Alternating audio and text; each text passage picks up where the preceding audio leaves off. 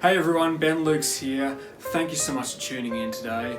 Look, in this video I really want to create a practical how-to video because in previous videos I've discussed how to get an interview for that dream job, how to prepare for that interview as well, but today I want to talk about how do you respond to some challenging yet commonly asked questions in a job interview. So let's get started.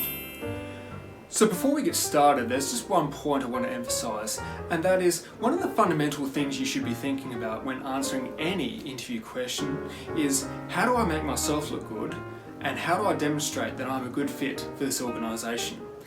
And the reason why I'm emphasising this up front is because that the people who are interviewing you are trying to answer those same questions from their perspective. So they're trying to find out, are you the best candidate for this job? Are you going to be a good fit for their organisation? So in your answers, if you can actually help them answer those questions that they have, then you increase your chances of being successful in the role. The first question to discuss is, what are your weaknesses? And you're probably already aware about how frequently asked this question is in job interviews, which leads us to the first and obvious point. How do you talk about your weaknesses in a job interview while still making yourself look good? And the first point I wanted to emphasise is that we all have weaknesses, and that also includes the people who are actually interviewing you as well. So please take that as some reassurance. We are all human at the end of the day. The second point I want to talk about is that when tackling this question, try to think about a weakness that could actually be seen as a strength depending on the context. For example, I can be very persistent with my own agenda, or I can be very direct when it comes to talking to people as well. Depending on the context, those weaknesses could actually be an asset or a liability, depending on how they are used. The next point I wanted to make is that whenever you discuss your weaknesses, try to follow up with a discussion about how you are trying to improve as well. So say for example, I know I can be very direct when I'm talking to people, but over the last few years I've been doing my very best to try and read the situation and adapt my communication accordingly so that I try to get along very well with my colleagues. In that one sentence alone, you've acknowledged your weaknesses, but you've also talked about the ways in which you are trying to improve.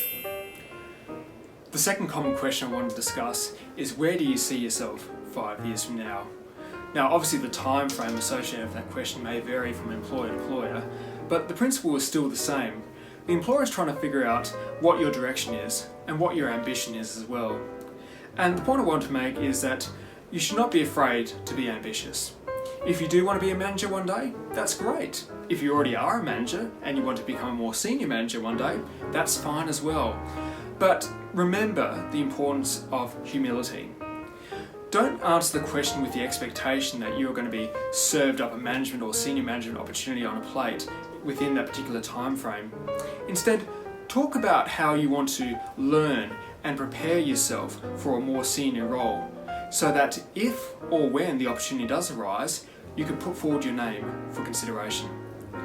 By answering the question this way, you actually show that you are ambitious, but you're also humble enough to realise that you need to keep on learning and keep on developing for that opportunity. The third question I want to discuss today is, why did you leave your previous employer? And this can be a challenging question to answer depending on the situation you find yourself in. Now in saying this, I'm hoping you haven't found yourself in the situation where you have been fired from your previous employer, because unfortunately that can be very difficult to overcome. But if you've been made redundant from your previous employer due to an economic downturn resulting from COVID-19, for example, that is easier to explain to a potential employer. Similarly, if you've been made redundant due to a corporate restructuring whereby several of your colleagues, including yourself, were made redundant, again, that is easier to explain to a potential employer. But in the situation where you have resigned from your current employer, or you plan to resign from your current employer, this is going to require a little bit more diplomacy on your end. Generally speaking, don't say anything bad about your current employer. Where possible, try to frame the answer in a way that actually makes it look a little bit more positive to the potential interviewers. For example, you could talk about how after X number of years within the organisation, I felt that I had learnt as much as I could within the role, and I was ready to step up to a new challenge hence the reason why I was keen to apply for this role today. Again, choose your words carefully because unfortunately this question can upend you in a job interview unless you are very cautious. The final question I want to discuss is, what are your salary expectations? Again, this is a very common question for obvious reasons, and when it gets asked does depend on the employer. Some employers will ask you that question during the online or during the phone screening before you actually get to the face-to-face interview, but some other employers will actually leave that question right until the very final interview you have with them. But regardless of the timing, there are some really important principles to remember when answering this question. First and foremost, know your worth.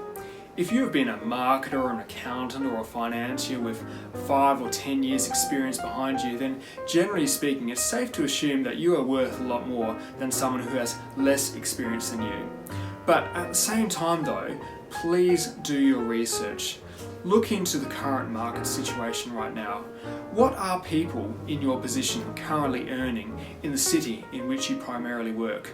This is important to remember when discussing your salary expectations. The second point I want to make is to offer a salary range. When you get asked about your salary you have in mind, don't just answer with one particular number that you have in mind. By offering a range, you give the employer a chance to work with you to negotiate a package that's going to be viable for both them and for you as well. So generally speaking, if you can offer a $5,000 to $10,000 range, that usually gives the employer some leeway to negotiate with you. The final point I want to make is to focus on the wording. When answering the question about salary range, don't just give them the salary range that you have in mind. Speak to the potential employer about the right context associated with the answer as well. For example, you could provide the response, based on what I was previously earning at employer X, the salary range I have in mind is between A to B, but I can completely negotiate on that one. By answering the question this way, you establish in the mind of the employer that your research is well grounded, but you're also willing to negotiate with them to find a solution that is workable for you and for them.